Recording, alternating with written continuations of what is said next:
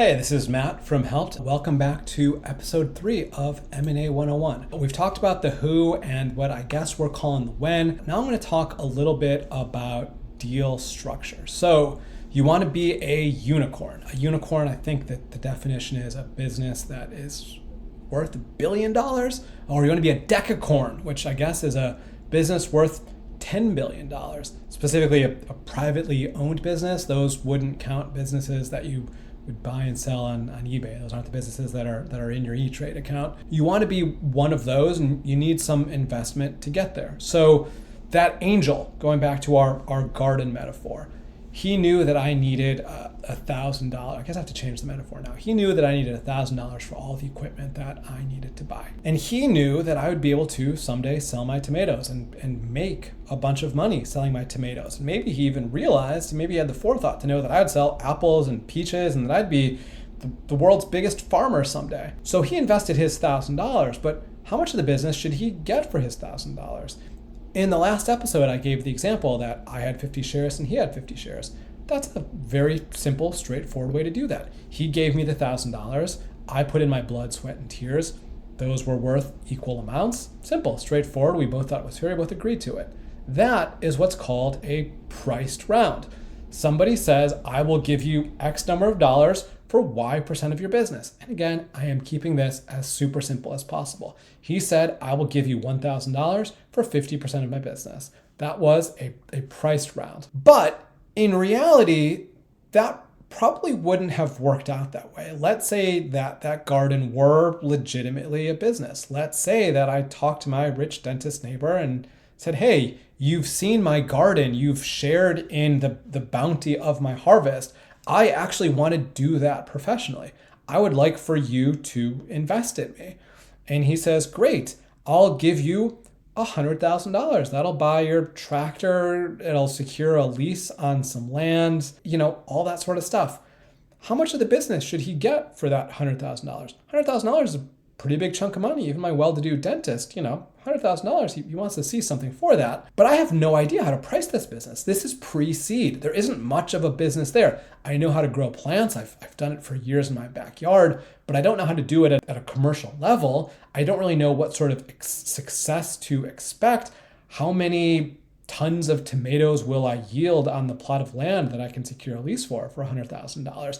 How much will I be able to sell those tomatoes for? How much, am I going to lose through the process of me growing the tomatoes to them reaching Whole Foods and selling for $3.99 a pound? I might be selling them to some distributor who sells them to a sub-distributor who sells them to Whole Foods. I might be selling them for $2 a pound or whatever. And if I don't know if I'm going to be yielding 1 ton or 100 tons, frankly, I have no idea what my revenue is going to look like. So how can I give my dentist neighbor a fair amount of equity in exchange for his $100,000? One simple solution is what's called a SAFE, or a SAFE note. SAFE is an acronym, and I say it's a simple solution. It's right there in the name. SAFE stands for Simple Agreement for Future Equity. Basically saying, hey, I'm going to give you this money now, and we're going to figure out how much it's worth later on. One of the benefits of it is that typically if you're doing a priced round, there would be share issuance and you need to go through your lawyer and it gets complicated. And if you're, raising even $100,000, you might lose a chunk of that to the lawyers and make it not worth the time to even raise the money.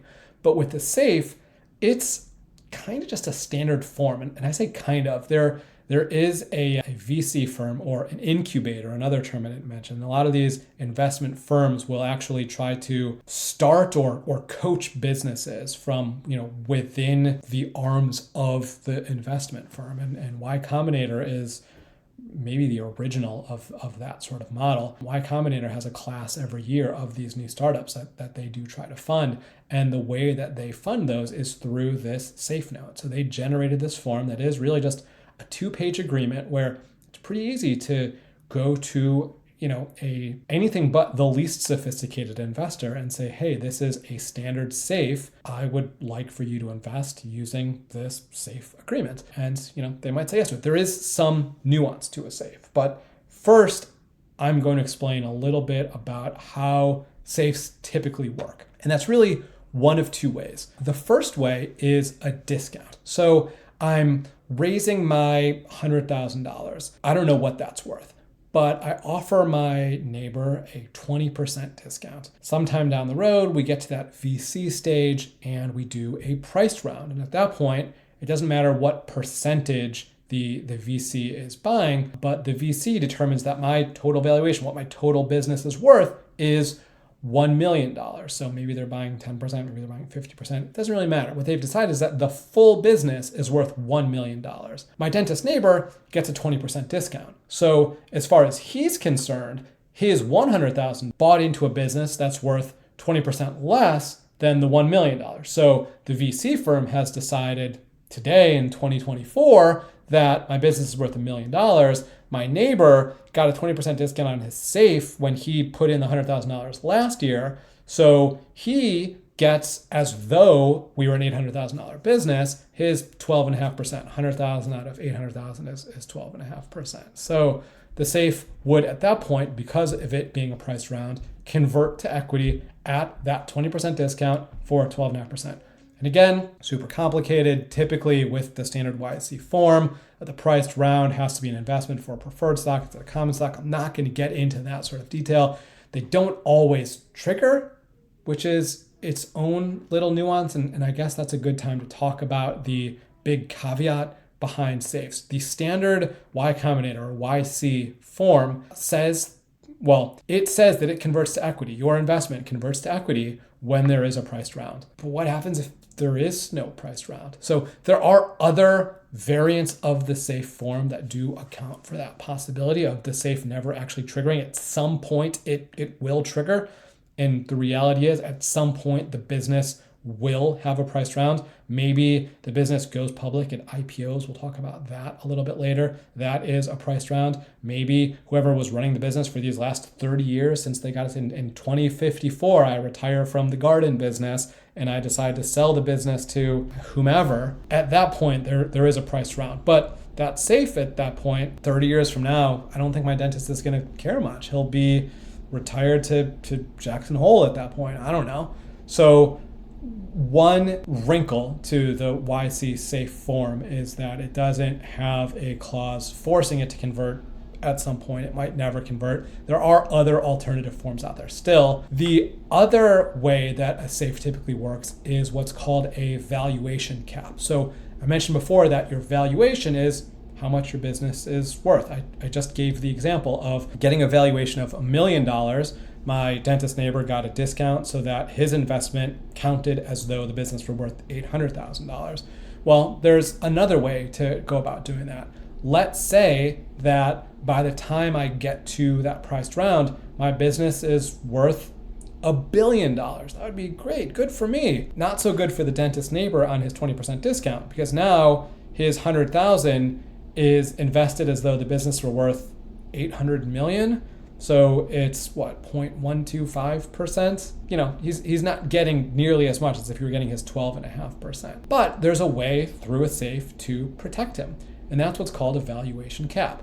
The way the valuation cap works is that you basically say, when my investment converts, it will convert as though the business is worth no more than X. So maybe when I'm talking to the dentist neighbor, he doesn't want to do the discount. He wants to say, I think your business is going to be $1 billion business, but I think it's going to take a long time to get there. I don't think you're going to need to raise money for a long time. But I want to make sure that when you do eventually get to that priced round and the safe does convert, that it converts at a value of no more than, say, $20 million, so that his $100,000 counts as though it's out of a $20 million investment, so it's 5%, that'd be 0.5%, I guess that wouldn't be so much. But that's the idea behind it, is that the business has the potential for uncapped growth, but because a safe doesn't convert until the next price round, if there's a long gap of time between the initial safe and that next priced round, the discount kind of becomes a trap where it doesn't become as valuable as you hope it would be. And the valuation cap is a way around that if you think that there's going to be a long period from the safe to when the next priced round is. Not so common if you're looking at some startup that expects to do its next raise in 18 to 24 months.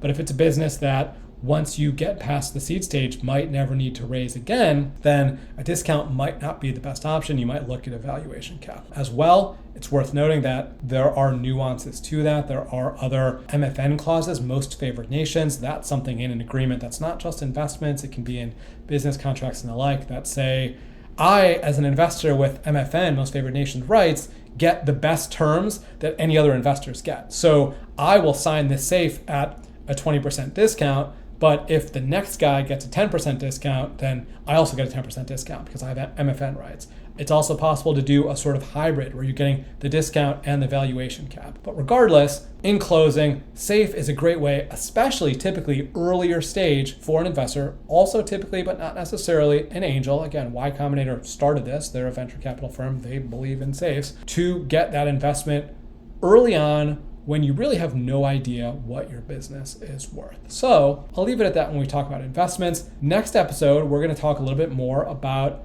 different sorts of transactions and some of the lingo that goes into those. So thanks and stay tuned.